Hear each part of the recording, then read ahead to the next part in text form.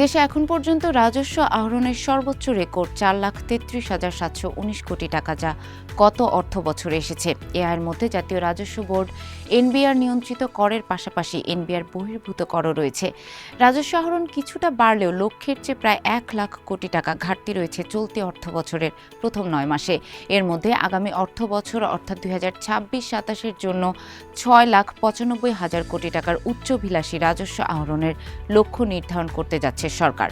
এমন এক সময় সরকার ইতিহাসের এই সর্বোচ্চ আকারের বাজেট প্রণয়নের কথা ভাবছে, যখন বৈশ্বিক অর্থনীতিতেই চলছে মন্দা। অর্থনীতিবিদ ও উদ্যোক্তারা বলছেন, বৈশ্বিক ও অভ্যন্তরীণ পরিস্থিতি বিচারে এখন সময় হলো দেশের অর্থনীতি ও মানুষকে রক্ষা করার। এজন্য নতুন সরকারের প্রথম বাজেট হতে হবে বাস্তবসম্মত, সংস্কার ও কর্মসংস্থানমুখী এবং আস্থা ফেরানোর।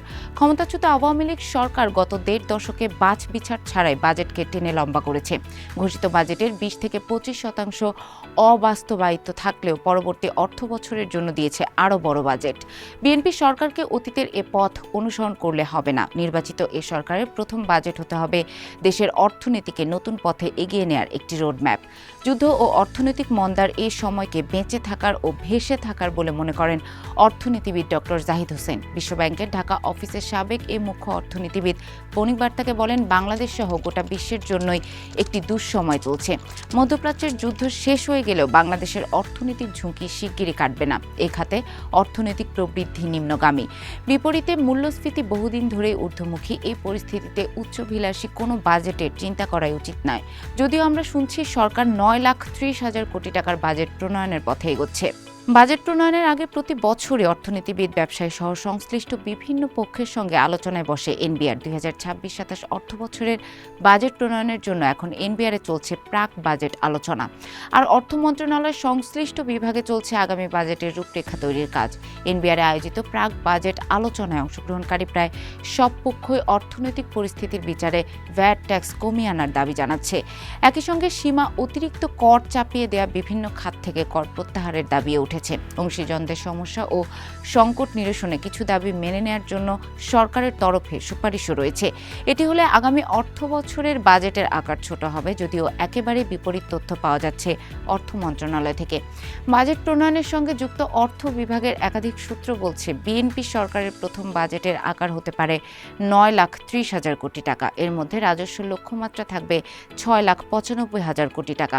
এর মধ্যে 6,04,000 কোটি টাকা রাজস্ব আহরণের দায়িত্ব পড়বে এনবিআর এর ঘাড়ে। বাকি 2,35,000 কোটি টাকা ঘাটতি হিসেবে দেশি বিদেশি উৎস থেকে সংস্থান করা হবে। এক্ষেত্রে ব্যাংক সহ অভ্যন্তরীণ উৎস থেকে ঋণ নেওয়ার লক্ষ্য ধরা হচ্ছে 1,19,000 কোটি টাকা, আর বিদেশি উৎস থেকে 1,16,000 কোটি টাকা ঋণ প্রাপ্তির চিন্তা করা হচ্ছে। সৎ ব্যবসায়ীদের ওপর করের চাপ না বাড়িয়ে একটি ব্যবসায়ী বান্ধব পরিবেশ নিশ্চিত করা জরুরি বলে মনে করেন স্কয়ার গ্রুপের পরিচালক তপন চৌধুরী। বণিক বার্তাকে তিনি বলেন, আমরা বিশ্বাস করতে চাই নতুন বাজেটে সরকার অর্থনীতির প্রকৃত অংশীদারদের প্রতি আরও আন্তরিক ও সহনশীল হবে। কেবল কিছু কর সুবিধা প্রদানই যথেষ্ট নয়, বরং যারা দেশের অর্থনীতিতে সত্যিকারের অবদান রাখছে তাদের সম্মান ও স্বাচ্ছন্দ্য নিশ্চিত করা গেলে তবেই বাজেট সফল এবং পরবর্তী প্রজন্মের জন্য একটি উজ্জ্বল ভবিষ্যৎ রেখে যাওয়া সম্ভব হবে। দেশের অর্থনীতিতে যে সংকট চলছে সেটির সূত্রপাত বেশ কয়েক বছর আগে। গণ অভ্যুত্থান পরবর্তী অন্তর্বর্তী সরকারের সময়ে দেশের অর্থনীতির প্রকৃত চিত্র তুলে ধরতে শ্বেতপত্র প্রকাশ করা হয়। ডক্টর দেবপ্রিয় ভট্টাচার্যের নেতৃত্বে দেশের বিশিষ্ট অর্থনীতিবিদরা ওই শ্বেতপত্র প্রণয়ন করেছিলেন। প্রকাশিত শ্বেতপত্রে দেখানো হয়, আওয়ামী লীগের 1.5 দশকের শাসনামলে দেশ থেকে বিভিন্ন মাধ্যমে $234 বিলিয়ন পাচার হয়েছে। এ সময় ভুয়া তথ্য উপাত্তের মাধ্যমে প্রবৃদ্ধির উচ্চ হার দেখানোর পাশাপাশি দেশের জিডিপির আকারও টেনে লম্বা করা হয়েছিল। বিপরীতে জিনিসপত্রের দাম অস্বাভাবিক বৃদ্ধি সত্ত্বেও কম দেখানো হয়েছিল মূল্যস্ফীতির হার। শেখ হাসিনা সরকারের পতনের পর 2024-25 অর্থ বছরে দেশের জিডিপি প্রবৃদ্ধির হার ছিল মাত্র 3.49%। বিপরীতে একই অর্থ বছরে মূল্যস্ফীতির গড় হার ছিল 2 অঙ্কের ঘরে। সর্বশেষ মার্চেও দেশে মূল্যস্ফীতির হার ছিল 8.71%। চলতি 2025-26 অর্থ বছরে দেশের রফতানি প্রবৃদ্ধির হারও নেতিবাচক। অর্থ বছরের প্রথম 9 মাস অর্থাৎ জুলাই থেকে মার্চে রফতানি প্রবৃদ্ধি ছিল ঋণাত্মক 4.85%। একই সময় আমদানি খাতের প্রবৃদ্ধি ছিল 4%-এর নিচে। অর্থনীতিতে ইতিবাচক ইতিবাচক রয়েছে কেবল রেমিটেন্স প্রবাহ। বিএনপি সরকারের অর্থমন্ত্রী আমির খসরু মাহমুদ চৌধুরী অবশ্য দায়িত্ব নেওয়ার পর থেকে বিনিয়োগ বান্ধব অর্থনীতি বিনির্মাণের কথা বলে আসছেন। আগামী অর্থবছরের বাজেট প্রণয়ন প্রসঙ্গে তিনি বলেন, আমাদের প্রধান লক্ষ্য ঋণ নির্ভর অর্থনীতি থেকে বিনিয়োগ নির্ভর অর্থনীতিতে রূপান্তর। আমরা টাকা ছাপাতে চাচ্ছি না, দেশি ও বিদেশি বিনিয়োগ আকৃষ্ট এবং এর মাধ্যমে কর্মসংস্থান সৃষ্টি করতে হবে। বিনিয়োগ নির্ভরতাকে সামনে রেখে বাজেট পরিকল্পনাটি এমন হতে হবে যাতে বিনিয়োগকারীরা বাংলাদেশের ওপর আস্থা রাখতে পারেন।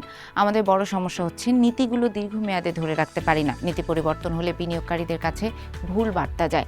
আমরা চাই নির্দিষ্ট সময়সীমার জন্য স্থিতিশীল থাকুক নীতিগুলো, যাতে বিনিয়োগকারীরা পরিকল্পনা করে বিনিয়োগ করতে পারেন। এই আস্থা না থাকলে কেউ বিনিয়োগ করবে না। বিষয়গুলো আমরা পর্যালোচনা করছি।